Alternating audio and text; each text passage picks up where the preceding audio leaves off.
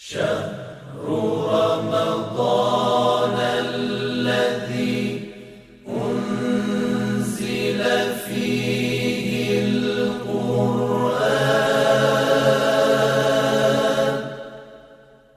هدى للناس وبينات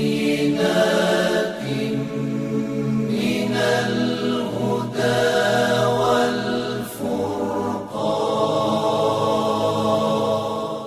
ناظرین السلام علیکم، میں آپ کا میزبان حیدر کانپوری حسینی عزادار پروڈکشن کانپور کی جانب سے آپ کی خدمت میں لے کر حاضر ہوں بہار رمضان 2020۔ آج ہمارے ساتھ ہمارے اسٹوڈیو میں موجود ہیں عالی جناب مولانا علمدار حسین صاحب قبلہ امام جمعہ جوہی کانپور۔ جناب السلام علیکم۔ علیکم السلام ورحمۃ اللہ وبرکاتہ۔ جناب آج ہمارے برنامے کا 8واں دن ہے۔ ہم اپنے بہار رمضان کے 8ویں دن کے برنامے میں آپ کا استقبال کرتے ہیں۔ جناب آپ ہمارے ناظرین کو 8ویں روزے کا ترجمہ اور تفسیر بتلائیں۔ ناظرین، آج ہم 8ویں دن کی دعا میں آپ کی خدمت میں چند مطالب عرض کریں گے، اور ڈیلی آپ دعاؤں سے مستفید ہو رہے ہیں، اس کے ترجمے سے ہم شکر گزار ہیں۔ آئیے ہم 8ویں دن کی دعا میں ہم دیکھتے ہیں کہ پروردگار عالم سے ہم کیا مانگنا چاہتے ہیں۔ بسم اللہ الرحمن الرحیم۔ اللہم ارزقنی فیہ رحمت الایتام۔ پروردگارہ، تو ہمیں توفیق دینا اس مہینے میں کس چیز کی؟ تاکہ ہم یتیموں کے ساتھ رحم کر سکیں، اچھا برتاؤ کر سکیں، ان کے ساتھ حسن سلوک کر سکیں۔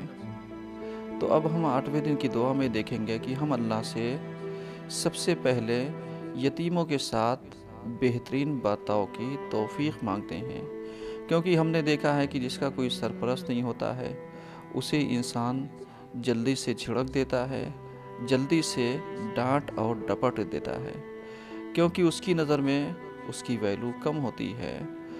اور اے پروردگار، وطعامت طعام، اور ہمیں توفیق دینا کھانا کھلانے کی۔ آج ہم دیکھتے ہیں کہ رمضان میں ہر کوئی چاہتا ہے کہ ہر ایک کے گھر سے افطاری مومنین کے گھروں تک جائے یا مسجدوں تک جائے۔ تو آج مسجدیں یقیناً نمازیوں سے خالی ہیں، لیکن آپ کھانا کھلانا نہ بھولیے، بہترین عادت کو نہ بھولیے۔ جیسے لوگوں کے یہاں افطار کے لیے افطاری بھیجتے ہیں، اس کو بھیجتے رہیے، کیونکہ اگر آپ کی افطاری سے اگر کسی کا پیٹ بھرتا ہے یا افطار کرنے کا موقع ملتا ہے، اگر اس نے افطار کر لیا تو روزے کا ثواب بھی ملے گا، اور اگر افطار نہیں کیا تو کم سے کم کھانا کھلانے کا ثواب ضرور ملے گا۔ وَإِفْشَاءَ السَّلَامِ، اور اے میرے پروردگار مجھے توفیق دینا اس چیز کی تاکہ میں سلام کو واضح کر سکوں، پہل کر سکوں، ظاہر کر سکوں، کیونکہ بہت سارے افراد سلام کو بلند آواز سے ظاہر نہیں کرتے، یا تو گردن ہلا دیتے ہیں۔ تو پروردگارہ ہمیں توفیق دینا تاکہ ہم سلام کو بلند آواز سے کر سکیں، تاکہ مومنین کے دلوں میں اس کے ذریعے محبت جاگ جائے، اس کے ذریعے رحم دلی پیدا ہو جائے، ہمدردی پیدا ہو جائے، اور اس کے ذریعے ہمارے تعلقات بہتر ہو جائیں۔ کیونکہ اگر کوئی انسان کسی پر ناراض ہوتا ہے اور اس کو سلام کر لیا جائے تو کم سے کم اس کا آدھا غصہ سلام کرنے کی وجہ سے کافور ہو جاتا ہے۔ تو اب اگر ہم اس ماہ رمضان میں 7 سلام کریں، جس کو قرآن نے ہمیں بتایا ہے، سلام علی یاسین ہے یا الی آخر اور دوسرے سلام ہیں، تو یقیناً ان کے طفیل میں پروردگار عالم کی رضایت کو ہم حاصل کر سکتے ہیں۔ وصحبت الکرام، اور اے میرے پروردگار تو ہمیں توفیق دینا تاکہ ہماری ہم نشینی اچھے لوگوں کے ساتھ ہو، شریف لوگوں کے ساتھ ہو، شرفا کے ساتھ ہو، ورنہ آج کل لوگوں کے تعلقات ان کی ذہنیت کی بنیاد پر ہوتی ہے کہ اگر کوئی انسان خدا نخواستہ جھوٹا ہے تو وہ جھوٹے انسان کو پسند کرتا ہے، خدا نخواستہ اگر کوئی انسان غیبت کرنے والا ہے تو ہمیشہ دوست غیبت کرنے والوں سے ہوتی ہے، دوستی اس کی دوستی غیبت کرنے والوں سے ہوتی ہے۔ اور اگر کوئی ایک انسان نیک ہے، شریف ہے، اچھا ہے تو اس کی دوستی نیک لوگوں سے ہوتی ہے۔ تو ہم دعا مانگتے ہیں کہ اے میرے پروردگار، تو ہمیں اچھے لوگوں کا ہم نشین بنانا اور ایسے لوگوں کا ہم نشین بنانا جن کے اوپر تو نے درود اور سلام کو بھیجا ہے، جن کے اوپر تو نے اپنی نعمتوں کو نازل کیا ہے، بالطول کا اس طریقے سے کہ وہ ہمیشہ باقی رہیں، وہ ہمیشہ قائم رہے، وہ ہمیشہ باقی رہنے والی رہیں۔ کیوں؟ اس لیے کہ اگر وہ ہمیشہ باقی رہیں گی تو وہ نعمتیں ہمیشہ برقرار رہیں گی اور ہمیں شرفا کا ساتھ ہمیشہ ملتا رہے گا۔ یا ملجأ العاملین، اے ان لوگوں کی آرزو کہ جو واقعی آرزو کرنے والے ہیں، جو تجھ سے لو لگانے والے ہیں، جو امیدیں رکھنے والے ہیں، اے امیدوں کا مرکز، تو یقیناً پروردگار تو ہم سب کی امیدوں کا مرکز ہے اور تو ہماری امیدوں کو پورا کر دے تاکہ ہم اس ماہ سیام میں کم سے کم یتیموں کے ساتھ اچھا برتاؤ کر سکیں، بہترین کھانا لوگوں کو کھلا سکیں، بہترین سلام کو رواج دے سکیں اور شرفا کے ساتھ ہم نشین ہو سکیں تاکہ ہماری آرزو میں اس میں پوری ہو سکے۔ جناب، آپ ہمارے ناظرین کو 8ویں روزے کا ثواب بتلائیں۔ ناظرین، ہم آپ کی خدمت میں 8ویں روزے کا ثواب عرض کر دیتے ہیں تاکہ ہمیں پتہ چلے کہ اللہ ہمیں نوازتا کیا ہے۔ تو رسول خدا نے ارشاد فرمایا، خداوند عالم 8ویں دن تم کو 60,000 عابدوں اور 60,000 زاہدوں کا ثواب عنایت فرمائے گا۔ تو عابد عبادت گزار کو کہتے ہیں کہ اگر عابدوں کی عبادت ایک پلے پر رکھ دی جائے تو یقیناً عام انسانوں کا پلہ عابدوں کے پلے سے نیچے رہ جائے گا، اور اس کے ساتھ ہی وہ انسان کی جو ترک دنیا کر کے اللہ کی عبادت اور خوشنودی حاصل کرنا چاہتا ہے اسے زاہد کہتے ہیں۔ تو اللہ 60,000 زاہدوں کا ثواب یہ 8ویں دن کے روزہ رکھنے والے کو عنایت فرماتا ہے۔ آج ہمارے پاس چند سوالات آئے ہیں، آپ ہمارے ناظرین کو ان سوالوں کا جواب دیجیے۔ جناب، ہمارا پہلا سوال، ایک انسان مسجد کے اندر نماز پڑھ رہا ہے اور دوسرا انسان قرآن کی تلاوت کر رہا ہے، تو کیا قرآن کی تلاوت کی آواز کیا اس کی نماز پر کوئی خلل پیدا ہوگا یا نہیں؟ آپ ہمارے ناظرین کو اس کا جواب دیجیے۔ ناظرین، آپ کے سوالات ہم تک آتے ہیں اور اس کے جوابات دیے جاتے ہیں۔ یقیناً آپ کا سوال کرنا دوسروں کے لیے بھی مفید آور ہے۔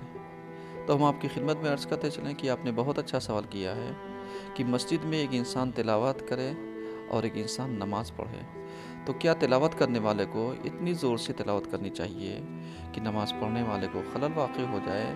تو ایسی صورت میں کیا حکم ہے؟ ہم عرض کرتے چلیں کہ یقیناً تلاوت کرنے کا حکم جو دیا گیا ہے وہ بلند آواز سے دیا گیا ہے کہ آپ بلند آواز سے تلاوت کریں، لیکن اس بلند آواز کا مطلب یہ نہیں ہے کہ آپ کی آواز دوسروں کے لیے تکلیف دہ ہو جائے۔ ہاں، اگر کوئی انسان مسجد میں کر رہا ہے تو ایسے موقع پر اسے آہستہ تلاوت کرنی چاہیے، اور جو نماز پڑھ رہا ہے وہ اپنا نماز پڑھے تاکہ نہ اس کی نماز سے ان کی تلاوت کے اوپر خلل واقع ہو اور نہ ان کی نماز سے ان کی تلاوت کے اوپر کوئی خلل واقع ہو۔ جناب، اگر ماہ رمضان کے مبارک مہینے میں ہمارے ہاتھوں پر پلاسٹر چڑھا ہے تو اس کنڈیشن میں، اس حالت میں ہمارے اوپر وضو کا کیا حکم ہے؟ آپ ہمارے ناظرین کو اس سوال کا جواب دیجیے۔ آپ نے سوال بہت اچھا کیا کہ اگر کسی انسان کے ہاتھ میں پلاسٹر بندھا ہوا ہے تو اس کے وضو کا کیا حکم ہے؟ تو آپ جانتے ہیں کہ وہ وضو جبیرہ کرے گا۔ اگر زخم کھولا جا سکتا ہے تو یقیناً زخم کے اوپر پانی سے نم کر کے اگر دھل سکتے ہیں تو دھل دیں، اور اگر نہیں دھل سکتے ہیں تو اس کے اوپر تری سے ہاتھ پھیر دیں، اور اگر زخم ایسے ہی ہو تو اس کے اوپر کپڑا ڈال کر کے اس کے اوپر مسح کیا جا سکتا ہے۔ تو اس طریقے سے ہم وضو کر لیں گے اور نماز ادا کر لیں گے۔ جناب، ہمارا تیسرا سوال، کیا ماہ مبارک رمضان میں ہم عربی کی جگہ قرآن کا ترجمہ پڑھ سکتے ہیں یا نہیں؟ آپ اس سوال کا جواب ہمارے ناظرین کو دیجیے۔ تیسرا سوال بہت اچھا آیا ہے، چونکہ ہمارے یہاں ہندوستان میں بہت سارے افراد ایسے ہیں کہ جو عربی نہیں پڑھتے ہیں، تو حکم دیا گیا ہے کہ آپ سے جتنا ممکن ہے فقرؤ ما تیسر من القرآن، کہ جتنا ممکن ہو آپ قرآن کی تلاوت کیجئے۔ اب اگر ہم عربی نہیں پڑھ پاتے ہیں اور میسر نہیں ہے اور ترجمہ کسی دوسری زبان میں ہے تو آپ ترجمہ پڑھ لیجئے، انشاءاللہ آپ کو خداوند عالم تلاوت کرنے کا ثواب عطا فرمائے گا۔ جناب، ہمارا چوتھا سوال، اگر ہم پر غسل واجب ہو جائے اور سحر کا وقت کم ہو تو پہلے ہم غسل کریں گے یا سحر کریں گے؟ آپ اس سوال کا جواب ہمارے ناظرین کو بتلائیں۔ سحر کے وقت ہم پر غسل واجب ہے اور سحر میں وقت کم ہے، تو ہم پہلے غسل کریں گے یا سحر کریں گے؟ تو اس کا جواب یہ ہے کہ اگر وقت کے اندر گنجائش ہے کہ ہم غسل کر سکتے ہوں اس کے بعد سحر کریں تو بہتر یہ ہے کہ آپ غسل کیجئے پھر سحر کیجئے، اور اگر وقت میں تنگی ہے کہ اگر آپ غسل کرتے ہیں تو سحر چھوٹ جائے گا، تو آپ پہلے سحر کر لیجئے، بعد میں غسل کو بجا لائیے اور اس کے بعد آپ نماز کو پڑھیے۔ جناب، ہمارا پانچواں سوال، ماہ مبارک رمضان میں بہت سے لوگ روزے کی حالت میں کولگیٹ وغیرہ یوز نہیں کرتے ہیں بلکہ اس کی جگہ پر گل منجن کا یوز کرتے ہیں، کیا روزے سے پہلے وہ گل منجن کر سکتے ہیں یا نہیں؟ آپ اس سوال کا جواب ہمارے ناظرین کو بتلائیں۔ ہمارے ہندوستان میں بہت سارے افراد ایسے ہیں کہ جو کولگیٹ وغیرہ یا ٹوتھ پیسٹ وغیرہ جو ہوتے ہیں وہ کم کرتے ہیں، اس کی جگہ گل منجن کرتے ہیں۔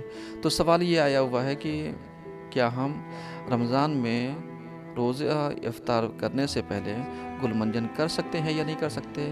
تو ہم آپ کی خدمت میں عرض کرتے چلیں کہ اگر اس گل منجن کو منجن کی جگہ پر عمومی طور پر استعمال کرنے سے یعنی اس کا اثر حلق تک نہیں جا رہا ہے تو آپ کر سکتے ہیں، اور اگر اس کا اثر حلق تک جا رہا ہے تو یقیناً آپ اس سے پرہیز کریں۔ والسلام علیکم ورحمۃ اللہ وبرکاتہ۔ جناب، آپ کا بہت بہت شکریہ۔ ناظرین، آپ کا بھی بہت بہت شکریہ۔ آپ نے ہمارے بہار رمضان کے برنامے کو پسند کیا، شیئر کیا، کمنٹ کیا۔ اگر آپ کے پاس رمضان سے متعلق کسی بھی طرح کا کوئی بھی سوال ہو، آپ ہماری ہیلپ لائن نمبر پر رابطہ قائم کریں یا ہمارے واٹس ایپ پہ اپنے سوالوں کو بھیجیں۔ انشاءاللہ ہم آپ کی خدمت میں کل پھر حاضر ہوں گے۔ تب تک کے لیے خدا حافظ۔